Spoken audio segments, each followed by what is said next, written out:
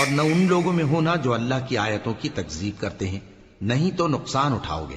جن لوگوں کے بارے میں اللہ کا حکم عذاب قرار پا چکا ہے وہ ایمان نہیں لانے کے جب تک کہ عذاب علیم نہ دیکھ لیں، خواہ ان کے پاس ہر طرح کی نشانی آ جائے۔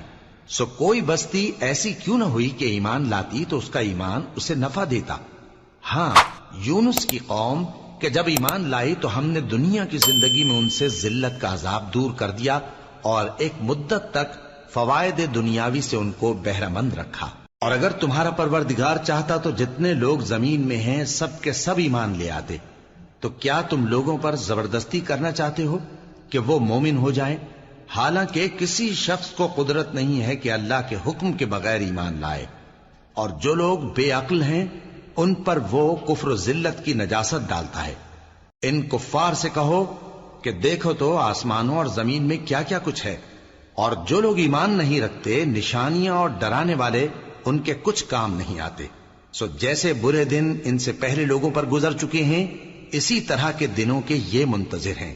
کہہ دو کہ تم بھی انتظار کرو، میں بھی تمہارے ساتھ انتظار کرتا ہوں۔ پھر ہم اپنے پیغمبروں کو اور مومنوں کو نجات دیتے رہے ہیں، اسی طرح ہمارا ذمہ ہے کہ مسلمانوں کو بھی نجات دیں۔ اے پیغمبر کہہ دو کہ لوگو اگر تم کو میرے دین میں کسی طرح کا شک ہو تو سن رکھو کہ جن لوگوں کی تم اللہ کے سوا عبادت کرتے ہو میں ان کی عبادت نہیں کرتا، لیکن میں اس اللہ کی عبادت کرتا ہوں جو تمہاری روحیں قبض کر لیتا ہے، اور مجھ کو یہی حکم ہوا ہے کہ ایمان لانے والوں میں ہو جاؤں، اور یہ کہ اے نبی سب سے یکسو ہو کر دین اسلام کی پیروی کیے جاؤ اور مشرکوں میں ہرگز نہ ہونا، اور اللہ کو چھوڑ کر ایسی چیز کو نہ پکارنا جو نہ تمہارا کچھ بھلا کر سکے اور نہ کچھ بگاڑ سکے۔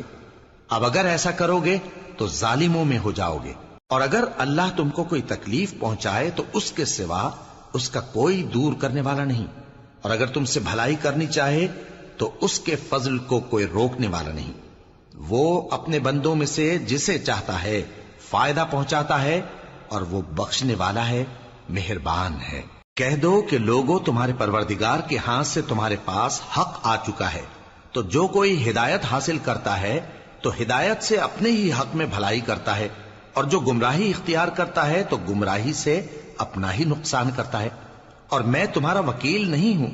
اور اے پیغمبر تم کو جو حکم بھیجا جاتا ہے اس کی پیروی کیے جاؤ اور تکلیفوں پر صبر کرو یہاں تک کہ اللہ فیصلہ کر دے، اور وہ سب سے بہتر فیصلہ کرنے والا ہے۔